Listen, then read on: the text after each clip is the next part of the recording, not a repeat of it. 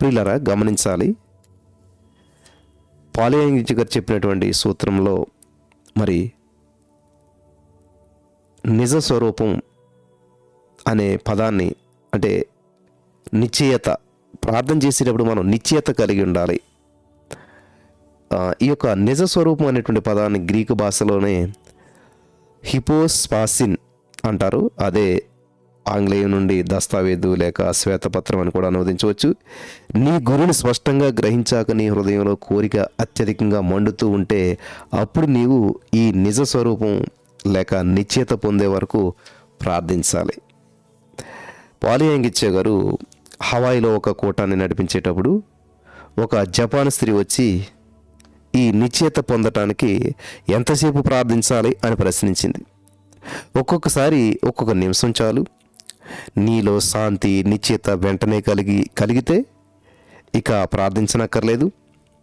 కానీ కొన్నిసార్లు 2 నిమిషాలు లేక 2 గంటలు లేక 2 వారాలు లేక 2 నెలలు లేక 2 సంవత్సరాలు కూడా పట్టవచ్చు.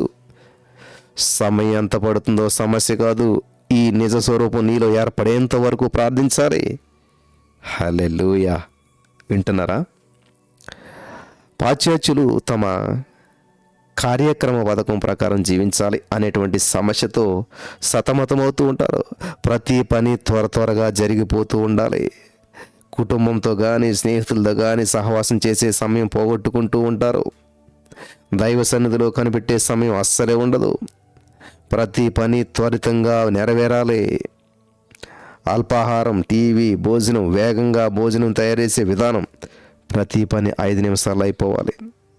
వారు దేవుని యొద్ద కనిపెట్టలేరు. వారి ప్రార్థన కూడా మీరు నాకు జవాబు చెప్పాలి, మీరు త్వరగా జవాబు చెప్పకపోతే ఇక ఆ విషయం మర్చిపోండి అన్నట్లుంటుందన్నమాట. అమెరికా దేశస్తులు వేడుకలకు ఎక్కువ సమయాన్ని ఇవ్వడానికి తమ దేవాలయాన్ని వినియోగిస్తూ ఉంటుంటారు. మరి కొరియాలో అటువంటి వేడుకలను పూర్తిగా నిషేధించారు.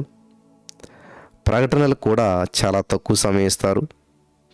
దైవవాక్యానికి అతి ప్రాముఖ్యం ఉంటుంది. దైవవాక్యం ప్రసంగించాక, అంటే దేవుని వాక్యం ప్రసంగించాక 3 లేక 2 ప్రత్యేకమైనటువంటి పాటలు ఉంటాయి. అయితే దేవుని వాక్యానికి ఎప్పుడూ ఉన్నత స్థానమే ఉంటుంది. హల్లెలూయా. అలబామా అనేటువంటి పట్టణంలో ఒక సాయంత్రం మరి పాలియాంగిచ్ గారు ఆరాధనలో మాట్లాడవలసిందిగా ఆయన ఆహ్వానించారు. ఆరాధన 7 గంటలకు ప్రారంభమైంది. ప్రకటనలను, సంగీత ప్రదర్శనలకు దాదాపు 2 గంటలు పట్టింది. అక్కడ కూర్చుంటే పాలియాంగిచ్ గారికి నిద్ర వచ్చేసిందంట. ప్రజలు కూడా అలసిపోతున్నారు. అప్పుడు ఆ పాస్టర్ గారిని, ఆ పాలియాంగిచ్ గారి దగ్గరికి వచ్చి, సో గారు దయచేసి ఈ రాత్రి 10 నిమిషాలు మాత్రమే మాట్లాడండి. రాత్రికి మంచి టెలివిజన్ ప్రోగ్రాం వస్తుంది, అందుచేత మీరు దయచేసి 10 నిమిషాలు మాత్రమే మాట్లాడాలని నేను కోరుకుంటున్నానని చెప్పి పాలియాంగిచ్ గారితో పాస్టర్ గారు అన్నారంట.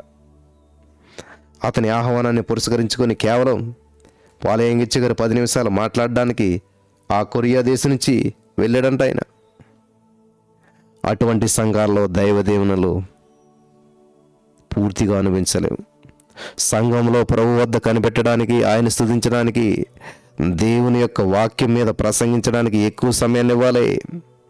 అదే విశ్వాసాన్ని నిర్మిస్తుంది. నీకు నిజ రూపం కలిగే వరకు ప్రభు వద్ద కనిపెట్టాలి. 10,000 మంది కూర్చోగలిగే దేవాలయాన్ని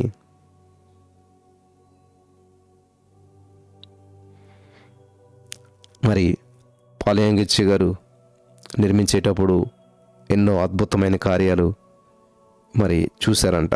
హల్లెలూయా. కాబట్టి ఈరోజున నా ప్రియులారా, దేవుని సంఘంలో, నువ్వు వెళ్తున్న సంఘంలో దేనికి ఇంపార్టెంట్ ఇస్తూ ఉన్నారు? దేవుని వాక్యానికి స్థానం ఉన్నదా లేదా గ్రహించాలి. దేవుని వాక్యానికి స్థానం లేకపోతే మనం దేన్ని కూడా గ్రహించలేం. కాబట్టి నీ జీవితంలో కూడా దేవుని యొక్క వాక్యానికి ప్రథమ స్థానం, ప్రాముఖ్యం ఇవ్వాలి. ఆమేన్.